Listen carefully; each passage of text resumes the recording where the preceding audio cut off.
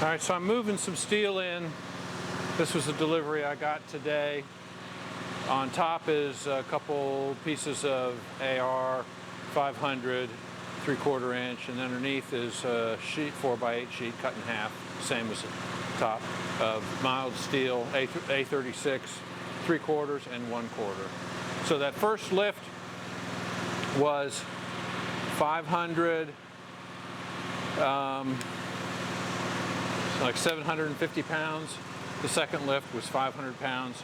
Each of these 4x4 pieces of 3/8 inch weighs 250 pounds. The sheets of 1/4 inch are like 175 each.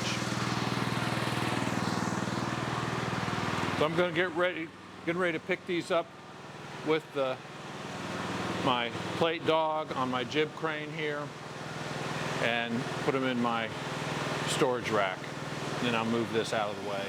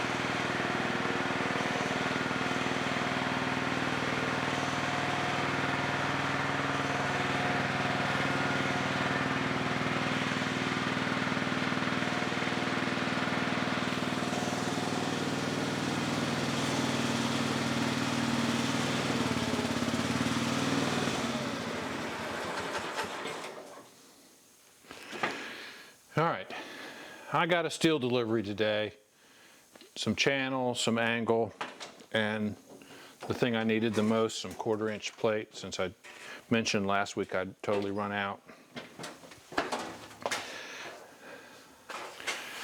So welcome back to the shop. I'm dealing with a steel delivery today, as I just mentioned.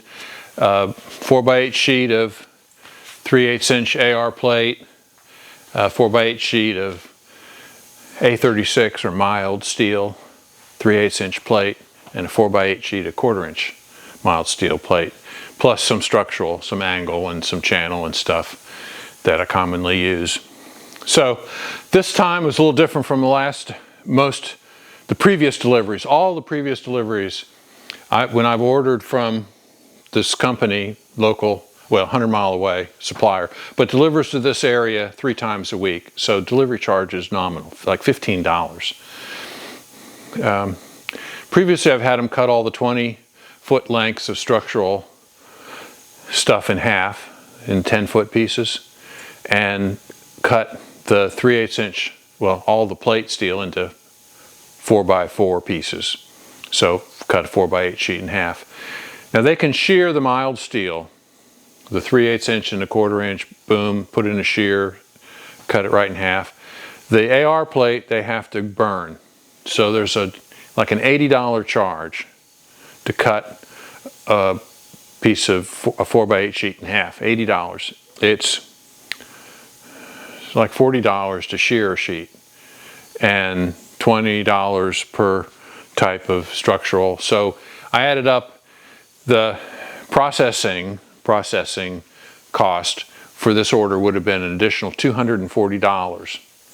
So I have a handheld plasma cutter. I have a Evolution metal cutting circular saw.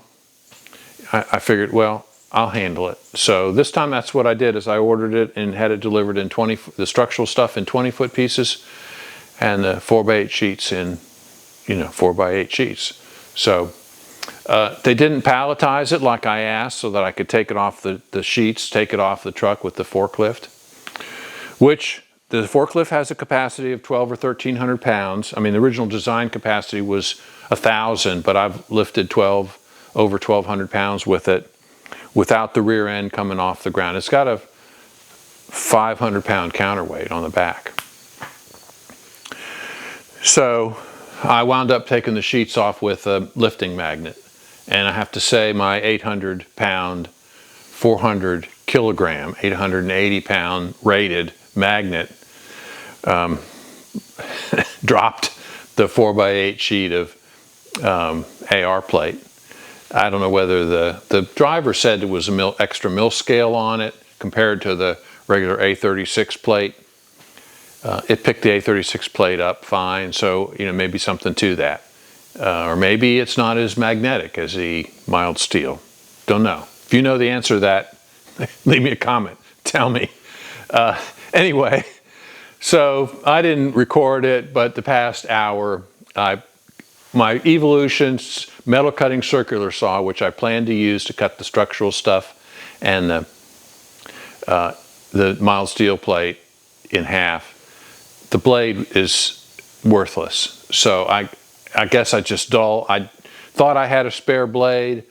I looked through the shop. I couldn't lay my hands on it. So I wound up using a plasma torch to cut all the 4x8 sheets in half. So it probably didn't take any longer. Even the circular saw, is slow going, requires a lot of pressure, creates a lot of really sharp little shards of metal, little blue curls that are like razor sharp. I mean, by the thousands. So you can't use that inside. I have a cold cut circular saw, miter saw too. And it does the same thing. They create thousands of very small and razor sharp little shards of metal. So I don't use it in the shop because I can't guarantee I can get every single one of them up, despite I'm a pretty clean person in here. I vacuum this place every day because the dogs are in here. And I don't risk the dogs getting hurt in here from metal shavings. When I finish metal working on something, I clean to spotless on the floor. You will never see, unless I'm in the middle of working, as soon as that job's done, and it's usually off camera, or it's always off camera, I'm cleaning the floor. This floor is clean. I mean, I won't say it's spotless because it's got paint drops and stuff on it, but it's clean. There's nothing left on the floor here that can hurt the dogs. I might leave a little bit of sawdust for a few hours, since that's harmless, but metal stuff, metal shavings or chips or anything, they're gone immediately. I clean them up. Anyway, so that was my experience this afternoon. It took me an hour or so to cut everything in half, and I wound up cutting the structural stuff in half with the plasma torch as well, which was, no big deal. Anyway, I got it all here on a pile on the floor. I got to put it in my storage rack. I'm going to use my jib crane. I'll show you how that works. Do a couple of plates. I got, 2, 4, 6 plates to pick up and put in the rack. So we'll do a little bit of that. We're going to get back on the tractor. Let me pull it back in here. I had to pull it out. I synchronized the hydrostats, put the wheels back on it, synchronized the hydrostats. So you saw that, I don't know, 10 episodes ago, whenever that was. So I didn't record that again, since you've seen it. If you're interested in that, go back and look a few episodes. Maybe I'll try to put a link in the description, or maybe the episode, if I can even figure out which episode it was, on the end screen or something, a thumbnail. But you can go back and look at the episode where I sync the hydrostats. The hydrostatic transmissions are independent. I mean, they're on the same drive shaft, they're common drive shaft, but a hydrostatic transmission is infinitely variable at any RPM. So one hydrostat could go in forward, the other one go in reverse, even on the same shaft, because the transmissions are controllable forward and reverse, any speed up to their maximum, independent of the other one, even though they both on the same shaft. So they're connected together with a sliding flexible shaft, though someone told me it's a flexible rod, whatever it is. It doesn't spin, it just moves back and forth in a sheath. connects the two transmissions together, and there's adjustments, length adjustments and location adjustments, so you can adjust them back and forth to get both hydrostats, since they both operate with control plates. And the control plates are what move back and forth to change the direction and the speed of the transmission. The output of the hydrostatic transmission goes into the differential rear end through a reduction gear. More than you probably wanted to know, but extremely important. So I'm going to pull the project tractor back in here, and we got some work to do on the hydraulics. So that's what I got to get done next. Got to get the frame that lifts the bed operating. So that's our project.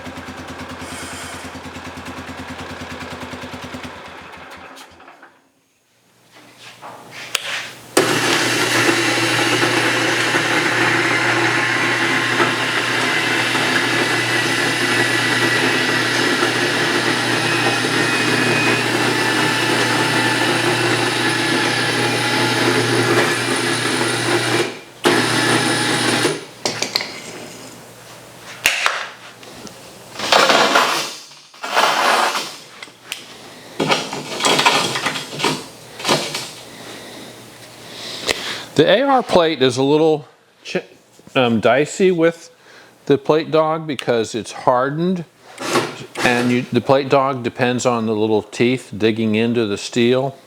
I got my steel toe shoes on, but I'm very careful handling this stuff. You can get hurt. So let's see how this works.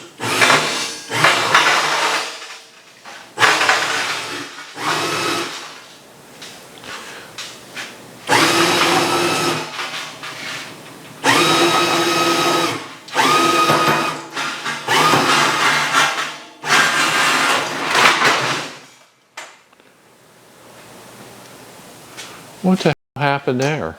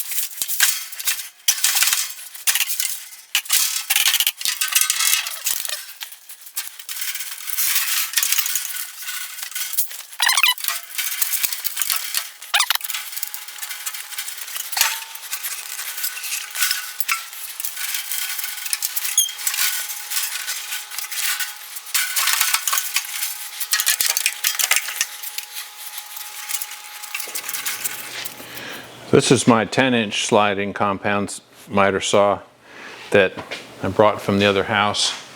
I have a stand for it. It's going to go in the addition when I do the trim.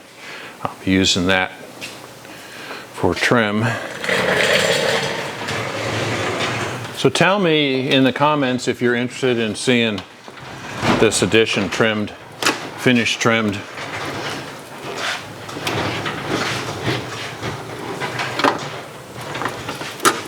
Or any other work in there. I'm going to do the bathrooms. I've got 2 bathrooms to do.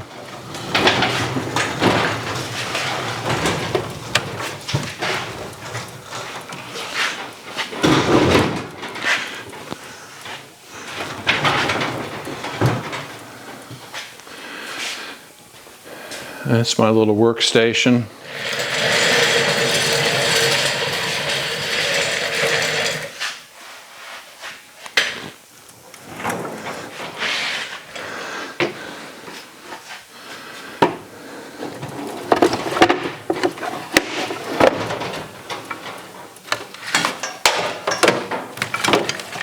My little laptop workstation here.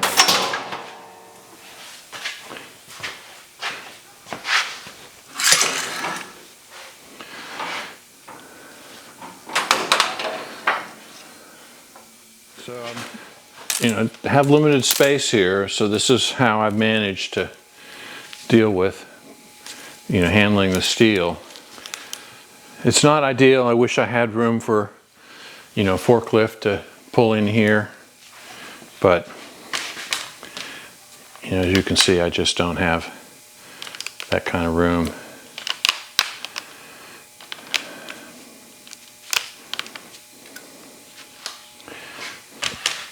For those that haven't seen me, put this sheet metal on the table, I grab it with the plate dog, bring it out, lay it on the floor, and then pick it up with a magnet, and then swing it over the table. So that's how I handle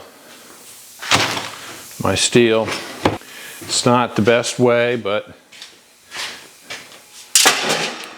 it's a way that I figured out for my situation. And those of you that have smaller shops, it might be something to think about. This little jib crane from Northern Tool, it's rated 500 pounds. With the motor driven, it's about $2,000.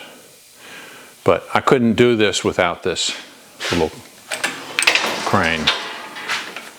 So,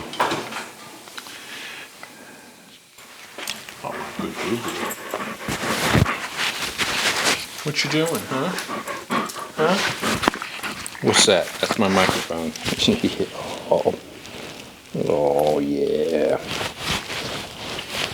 Yeah. What you doing, huh? All right. I spent a little bit of time today.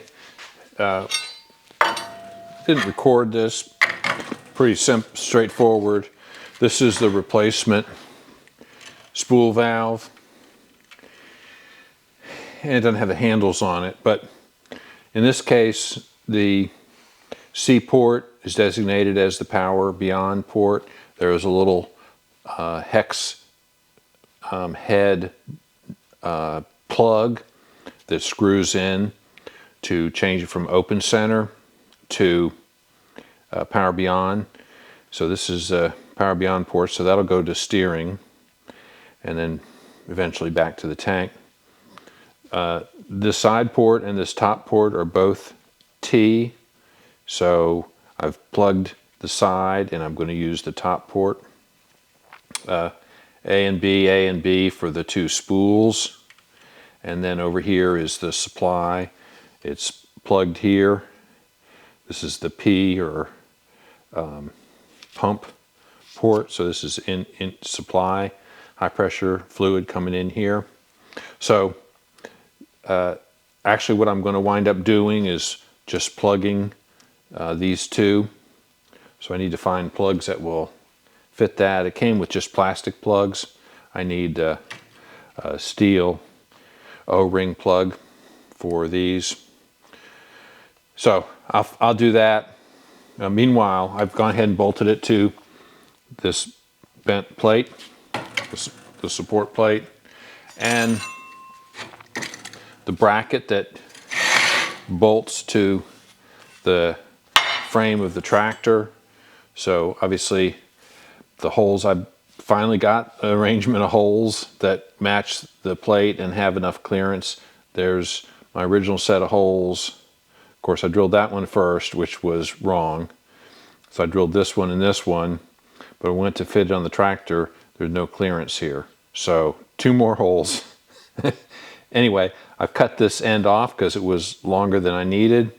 And then I've cut about 4 inches off of this end as well, deburred it, rounded the corners a little bit, and welded this plate on and welded the gusset here to strengthen that. So this would be the mounting plate. The valve will mount like that on the plate with 2 bolts in the back, and that'll give us access for the lines. There's enough space between here and the dash for the Power Beyond port. So I think this will work. All right, I'm going to mount this back on the tractor. I'll bring you back, since you already saw me do that once. I'm just going to go ahead and do that, and then I'll bring you back. We'll bolt this on.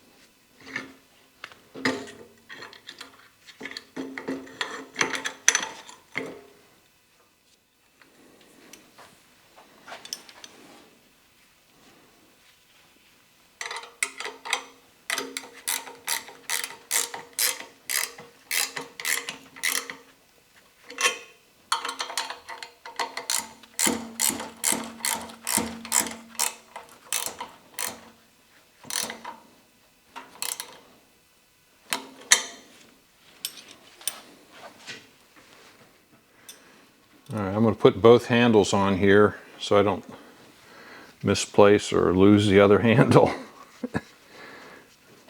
So easy to do.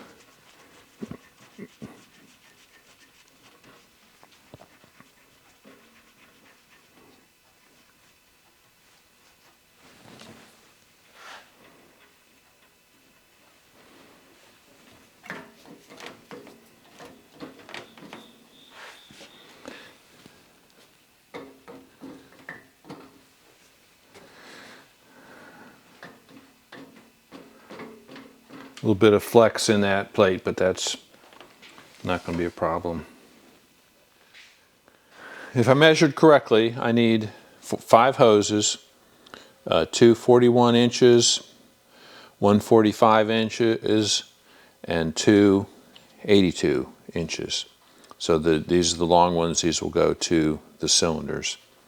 So I'm going to go ahead and just cut the hoses, and we'll make up the fittings. These are straight JIC number 6 or 3/8 inch.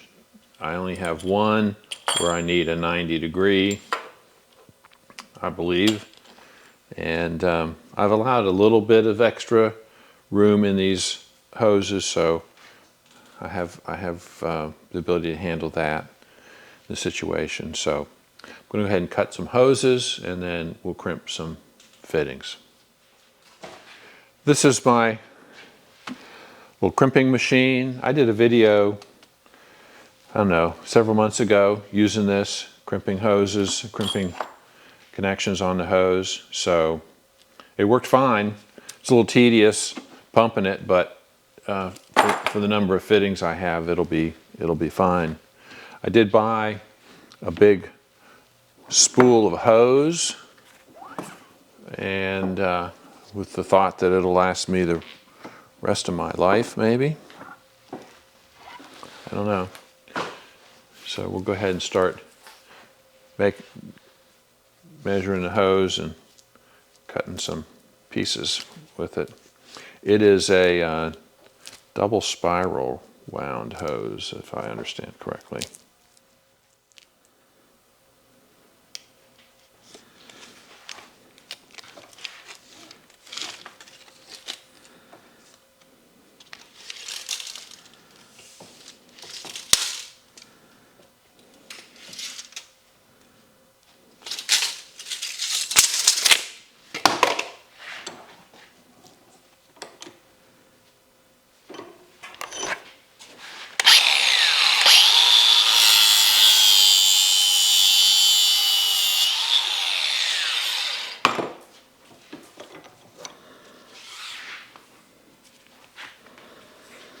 The smell of burning rubber, so nice.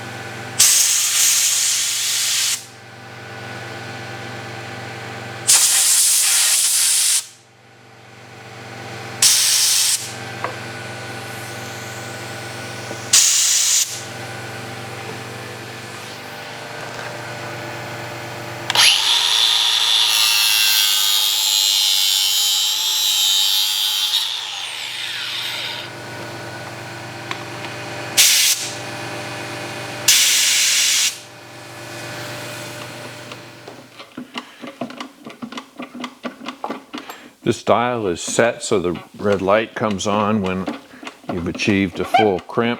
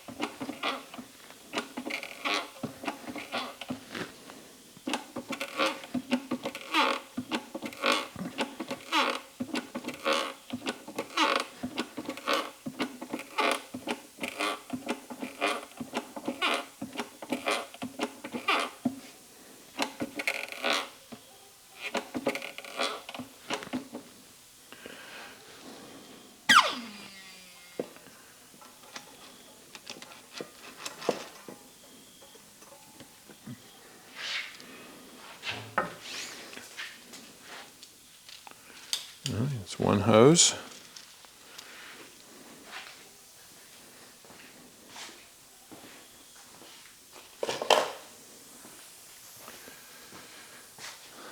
So the 82-inch hoses have straight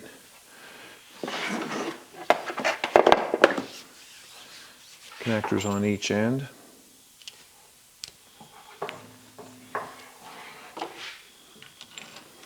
These are Parker equivalent crimp fittings.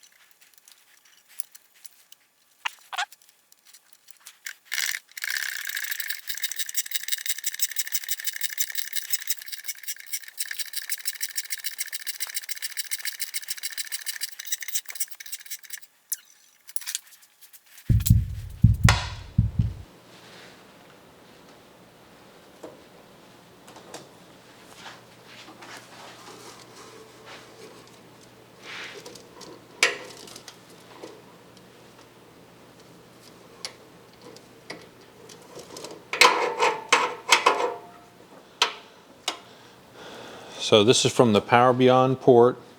So this has to then go to the steering gear. The output of the steering gear goes into this hose. The output from the transmission goes in this hose. So this goes to the steering gear. All right, so this is from the Power Beyond port. The transmission here, this is out and this is in. So the outside, this one here, goes to the power steering. So the Power Beyond port has to go to the power steering.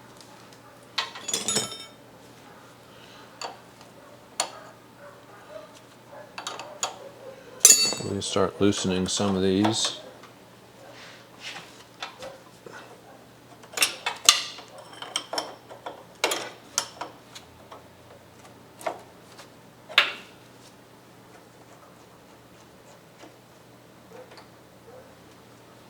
Basically get this one out of the way, because this is the one I want. Alright, so I need a male to male. Might have been a little more elegant to have one hose, but to reach the other end of this hose on the steering valve would be quite a challenge at this point.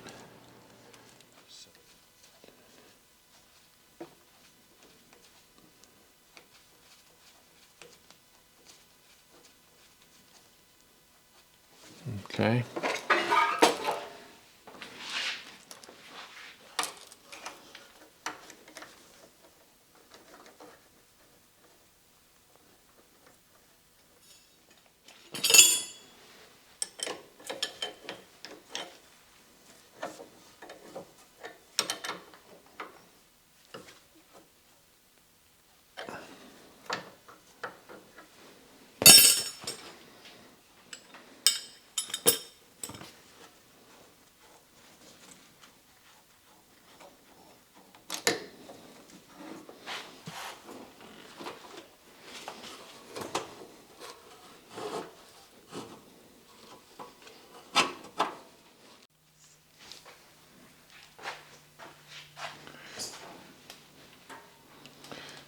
Come back and tighten all these fittings up.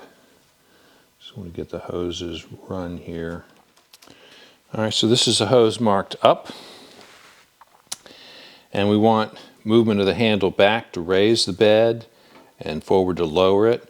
So when it goes back, it'll put fluid out the bottom port here.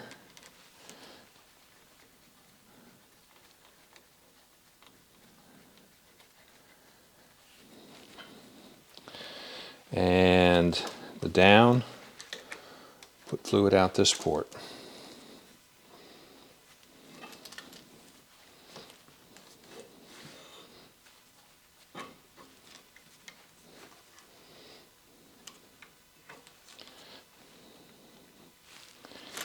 And let's see what the best way to do this is.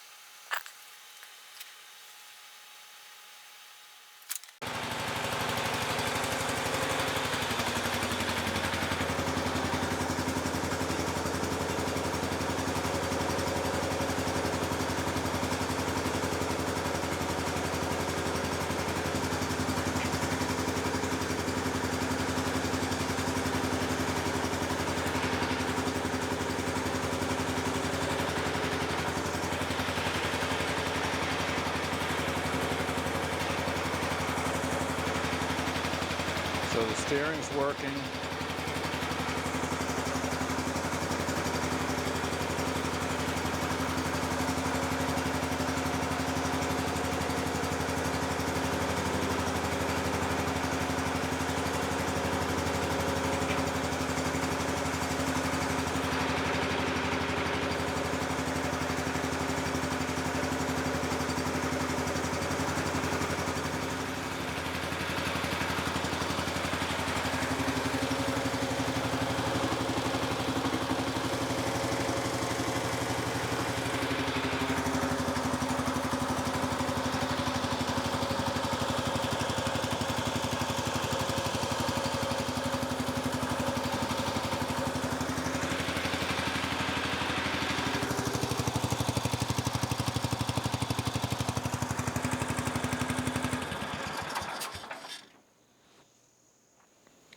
All right, it looks like everything's working.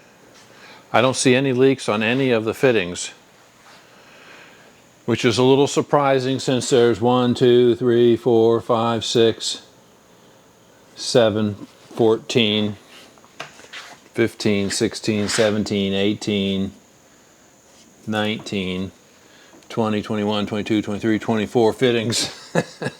24 fittings. I don't see any leaks anywhere. All right, we got power beyond, so steering works, and the bed works. How much weight it will lift remains to be seen, but based on my calculations, it should work okay. It should lift close to 1,000 pounds, and that's just assuming 600 psi. I might have 750 psi, so I think we'll be all right. All right. What do I have here? Butchie, Butchie, Butchie, Butchie. Come here. Why don't you guys come here? Come here. Let me get my stool.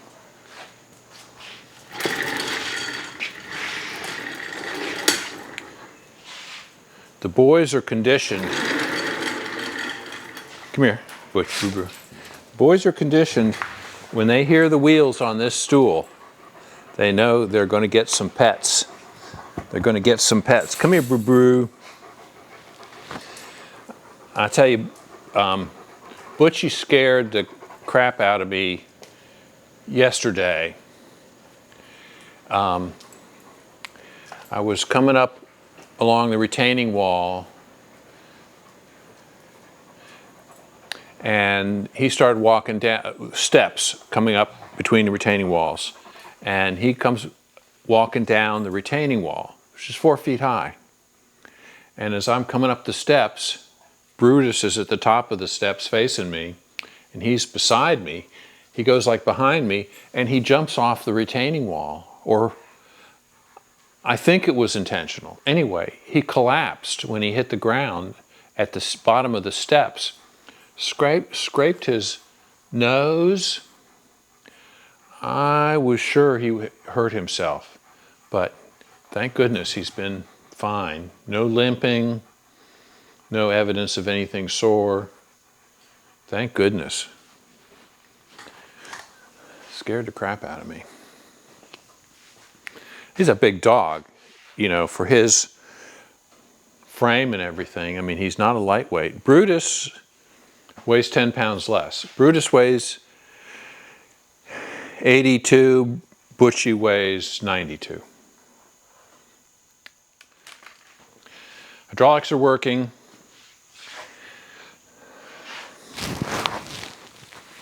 It would be fun to put, you know, 500 pounds on here and see if it would lift it. I don't have 500 pounds. To think of something to put on there to see. But at least it operates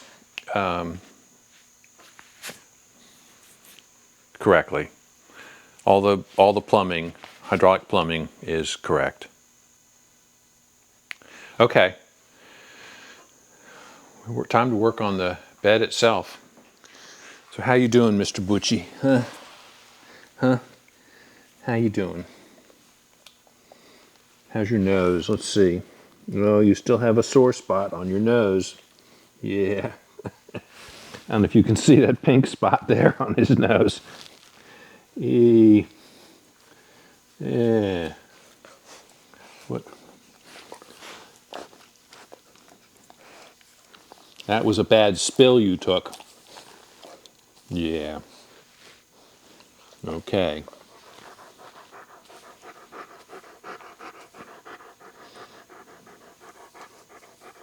You're such a good boy. These guys are such good dogs. Such good dogs. Yeah. Yeah. Okay. Ah!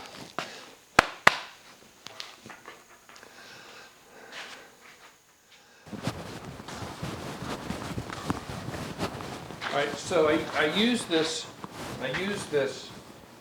crimping machine. I pumped the handle. I had 10 crimp fittings to crimp on, and after 10 fittings, I'm ready to install the air-operated hydraulic pump. So I bought this. I've had this for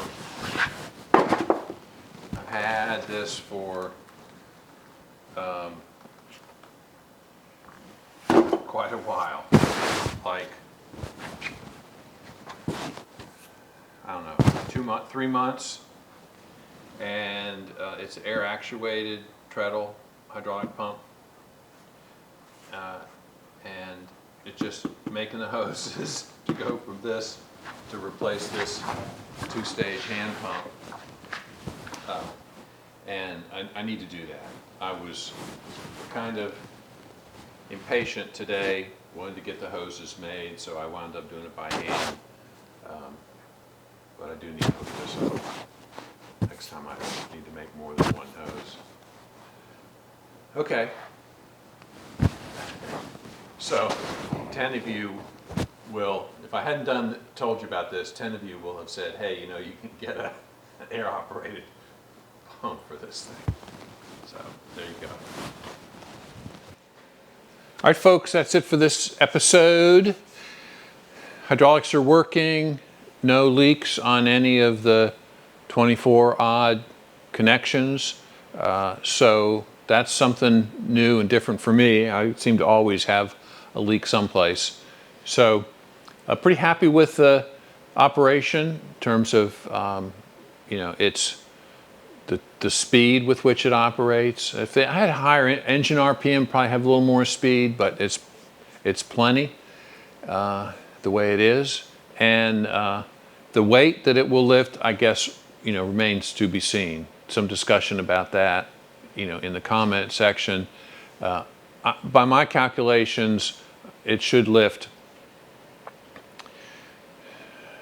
600, 700, 800 pounds. You know, there's some variables. The actual pressure of the hydraulic fluid, I don't know what it is. I'm told it's 600 to 700 psi.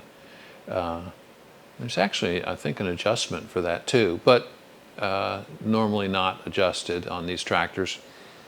So there's a couple things I can do. If it proves inadequate or too slow or something, then, you know, maybe I could give up some of the vertical final position of the when dumping. If I let it come down, then I could change the positions of the 2 cylinder endpoints to get a little more mechanical advantage or a little less mechanical disadvantage, you know, and pick up a couple hundred pounds. But I'm going to use it and see how it works before I make a judgment and do that. It may be absolutely fine. It's not going to be a commercial piece of equipment that's going to be expected to, you know, operate all day and, you know, dump stuff. I may use it if I'm using my backhoe to dig a hole for something or a trench or something. I may use it, you know, to haul some of that spoil away, use it someplace else. So, I mean, I actually have uses for it. Also, if I need to move stone around, I have a front end loader on my Kubota, which is probably bucket size, equivalent to this bed, maybe even more. And if it's full of crush and run, it's about at its max for lifting, and I think that's 700 or 800 pounds. So the Kubota, that's the limit on the Kubota. Anyway, we'll come back next week, finally working on the dump bed. There was a good comment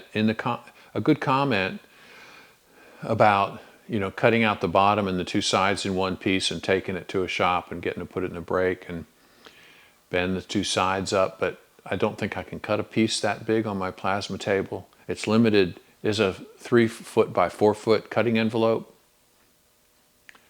I have to look and see if it's big enough to even do that. I'm out in this middle of nowhere. In the sticks. A small town is a couple miles away. The whole county has a population of like 11,000.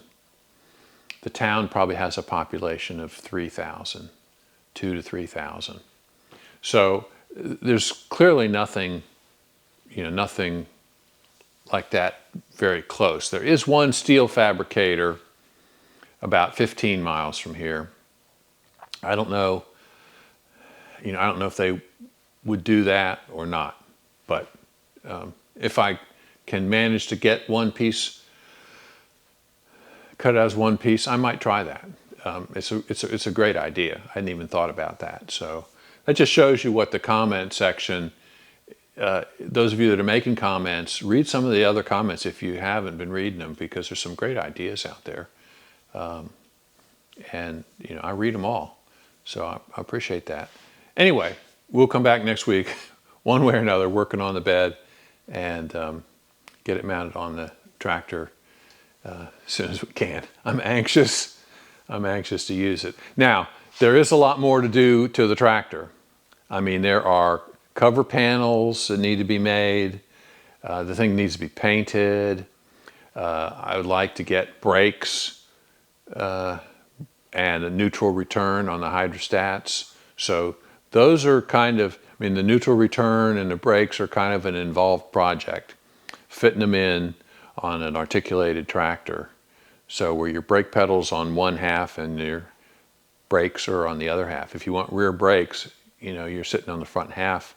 So you're looking at probably hydraulic brakes in order to allow for the articulation. So there's a lot more stuff that I need to do on this after we get the bed on it, and probably get it painted, get some footsteps, fenders, either probably on the front. Don't think I'll put fenders on the back. So, all right, that's where we're going. Thanks for watching. I appreciate it. If you haven't subscribed, please do that. It would help out a lot, help the channel out a lot. I'd like to get to 30,000 subscribers. I'm at 28 and change, 28.8, 28,800, something like that. But kind of just moving slowly, slow and steady on subscriptions, but doesn't cost you anything, helps the channel. I would appreciate you taking the time to do that. And if you like the content, a thumbs up or a like, would be wonderful. So thanks for watching, and we'll see you next week.